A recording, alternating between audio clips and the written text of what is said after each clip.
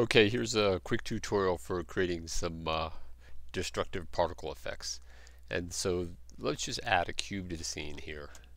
Let's add a simple cube. There's a couple things I want to show you about this real quick. This is very common to use.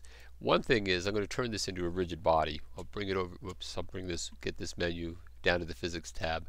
I'm just going to add active to this rigid body. It has the green line around it. So when I run it, Alt A, you can see it'll fall, hit the ground. It's kind of boring a little bit the way it falls like this. So RY, let's see. Yikes! Started from the beginning. Yeah, and you can control that by coming over here to the physics tab and changing how much bounciness it has to it like this. I can crank up the bounciness.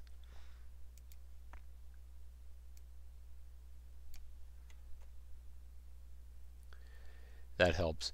And then and you can do it with the surface as well, because the surface is a passive plane. I'll crank up the bounciness on that too. And then you can see it bounces. So however you want to design that. Let me give it a color, some red, so it stands out a little bit.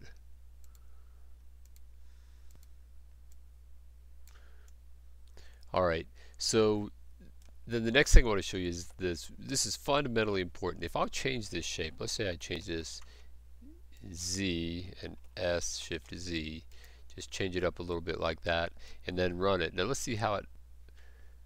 That didn't show. Let me do this. Rotate it on Y. Kind of give you an idea.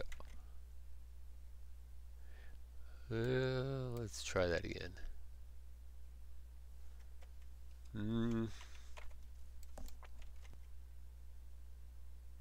Well, alright, but you see the way that hits the surface like that? So almost every time, well, in fact, every time I change an object shape that has a rigid body set to it, then I always do press Control A and I apply the scale to that. In fact, I'll even apply the rotation in most cases, rotation and scale like that. And that'll kind of bring it back to its original characteristics, because if I Control Z that a couple times, let's see if you notice the difference. See how it falls there? I don't know if you can tell the difference. The way it falls there and the versus. Now I'm going to Control A and apply it and then run it. And see the way it falls there? It's a big difference.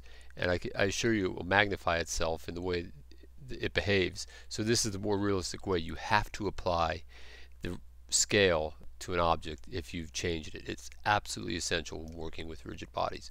Alright, well that's one thing. Alright, well so I'm going to put this here. I'm going to set it down like this towards the surface. And the one thing that's really powerful as far as doing destructive effects is simply make a copy of this. I'm just going to press Shift D and click. I'm going to do this about 4 or 5 times, maybe a few more.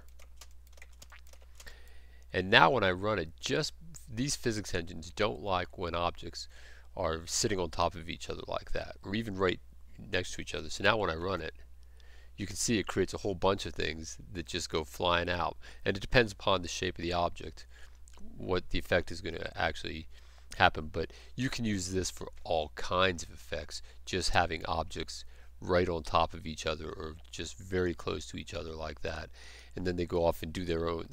So if I was to take all of these, let's select these by color. So I have, this is Object Cube 571, but let's say I was to select it by linked material like that, then I have them all and I put it inside here like this.